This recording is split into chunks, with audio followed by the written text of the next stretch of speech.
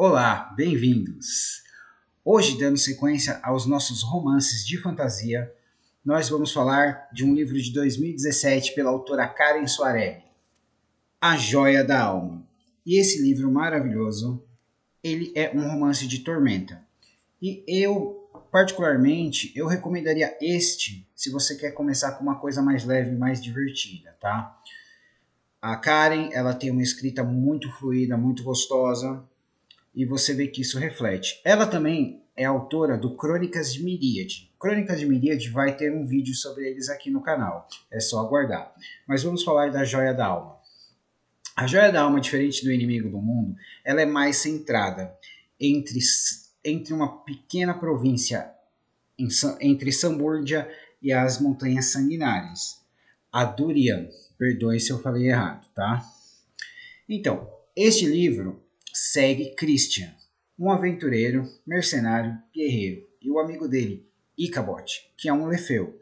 Lefeus são pessoas afetadas pela corrupção da tormenta. Ele é um mago. E eles estão tentando ganhar dinheiro. E eles resolvem tentar roubar um ovo de grifo do ninho nas Montanhas Sanguinárias para vender em Vectora, certo?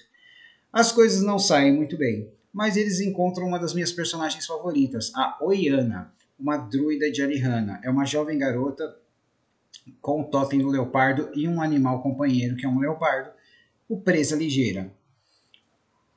Eles se encontram numa situação adversa e simplesmente o símbolo da família do Christian, que é originalmente de Salistic, o reino sem deuses. Salistic é um reino muito legal, porque lá eles não querem saber dos deuses, então a influência dos deuses lá é muito fraca. Ele é um dos reinos mais modernos em comparação a Arton. A medicina deles se compara à medicina quase do começo do século XIX. Eles têm muitos magos, tecnologia a vapor, ele é quase um reino steampunk. Então, o símbolo da família do Christian é um leão. E a Oiana vendo isso, ela fala: Ah, você é um leão, eu sou um leopardo, nós somos primos, vamos andar juntos. É a coisa mais grupo de RPG que a gente pode esperar. Para quem conhece, sabe como é que funciona. Então, no decorrer disso, o Christian encontra Verônica, uma guerreira medusa, Gwen, uma clériga detanatô, e o amiguinho delas, o Doc, um engenhoqueiro goblin. E eu só quero dizer que é o seguinte: a Verônica, a Gwen e o Doc são fortemente inspirados em Xena, a Princesa Guerreira. Eu acho que devia ser uma das séries favoritas da Karen, porque você vê isso tanto na arte quanto na descrição. O Doc me lembra o Joxia. Para quem conhece o Joxia da Xena, vocês vão entender. Então, eles estão sendo manipulados por um antigo amigo do Christian, o mago Euctor.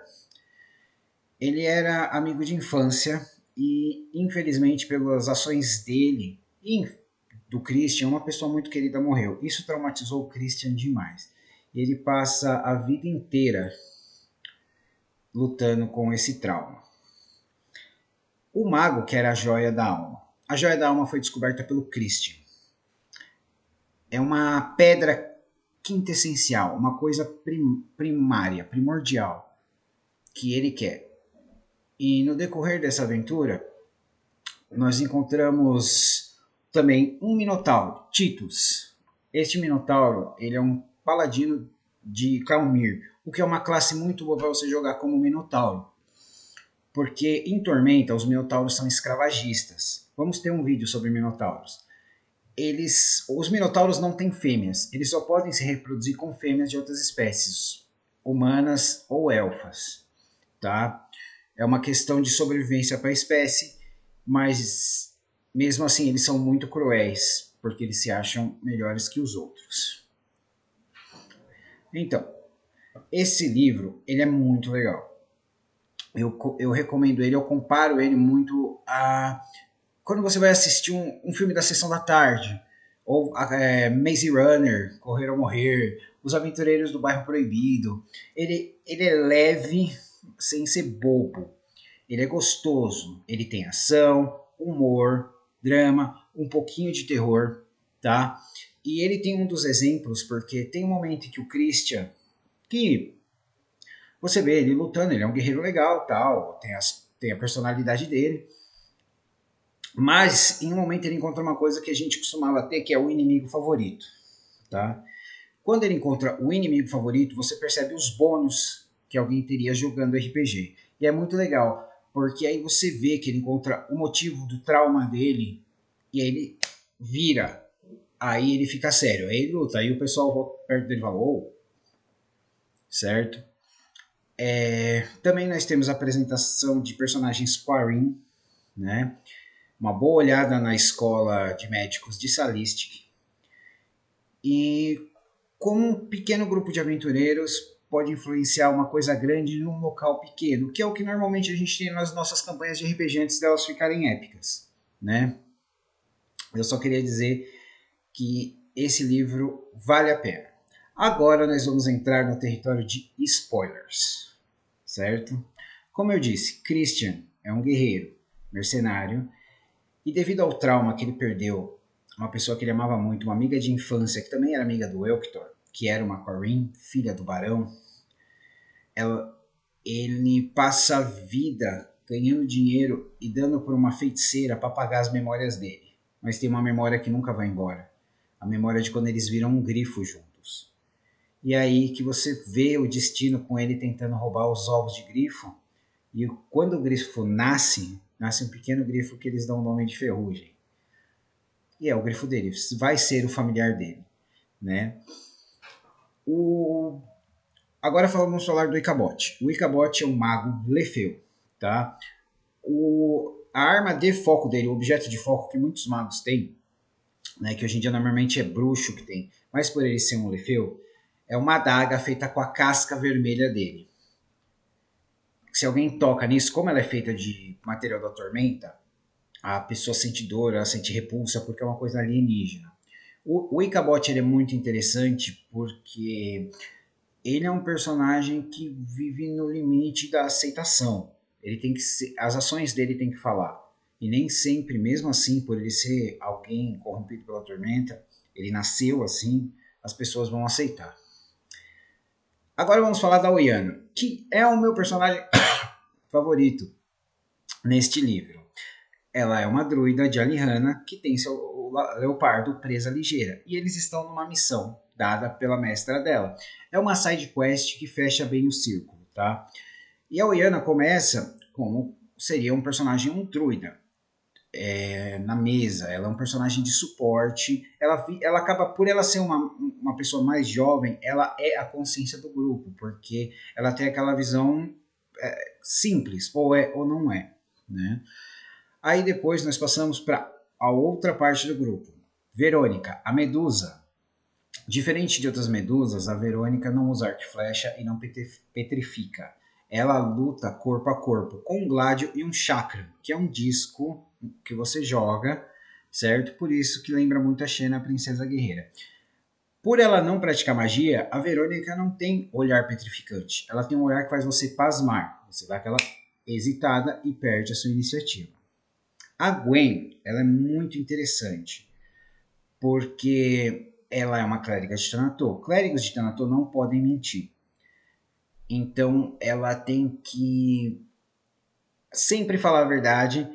E a amizade dela com o Goblin Doc é muito legal, porque ela é uma elfa de Lenore, uma sobrevivente da nação élfica destruída, e o Doc é um Goblin do Sul. Tem um conto no Crônicas da Tormenta, volume 3, vamos falar de todos os Crônicas da Tormenta aqui, que apresenta eles se conhecendo. E a gente vê que bem e mal, barbárie e civilizado é uma questão de ponto de vista, certo? E falaremos do Doc. O Doc é um engenhoqueiro Goblin. Um engenhoqueiro Goblin é para quem tem imaginação. Ele constrói praticamente tudo que vai funcionar um pouco e depois quebrar. Ele constrói uma bazuca que atira qualquer coisa que ele queira. E ele, como a Oyana, para o Christian e o Icabod, ele acaba sendo a consciência da Gwen e da Verônica. Aí entra Titus. Titus é um minotauro do reino dos minotauros Tapista, que é um paladino de Calmir, o deus da justiça, certo?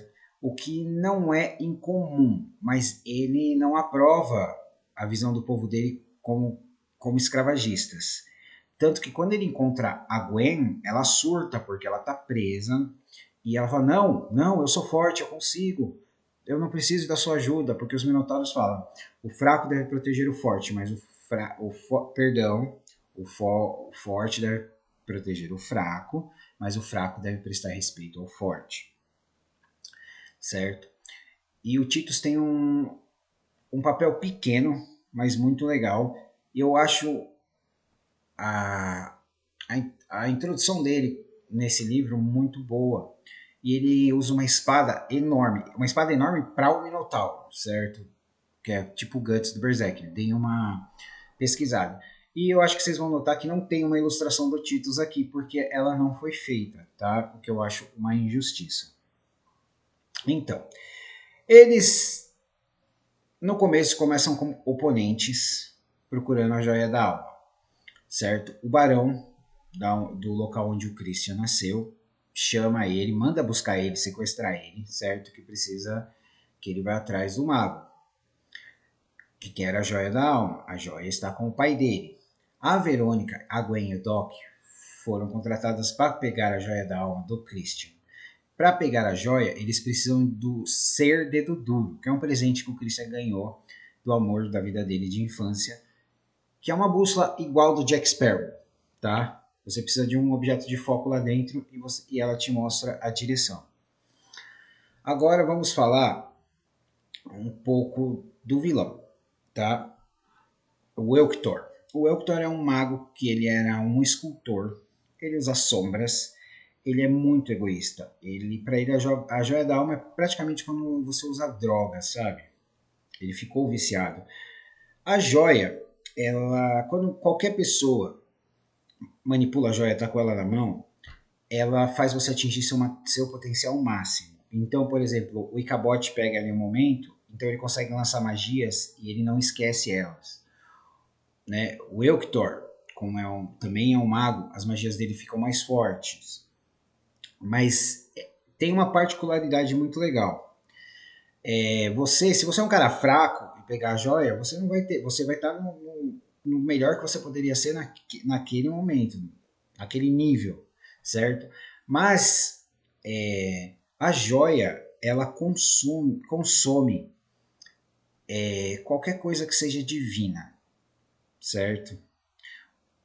A energia divina, o conceito de divindade. Tanto que em um momento do livro, a Gwen,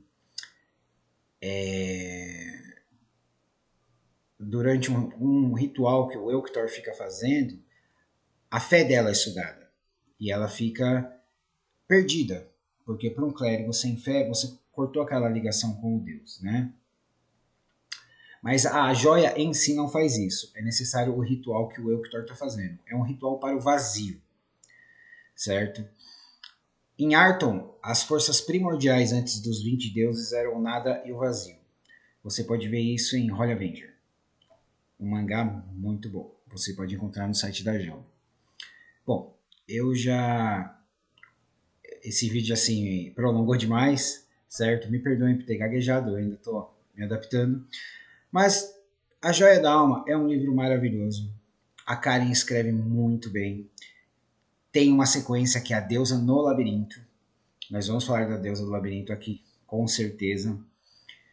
E também, nosso próximo vídeo, não vai ser sobre Tormenta. Porque como eu disse aqui nesse canal, eu vou variar os tipos de fantasia e também os mundos. Provavelmente a gente vai ter um convidado. Então, muito obrigado pela sua presença e nos vemos lá.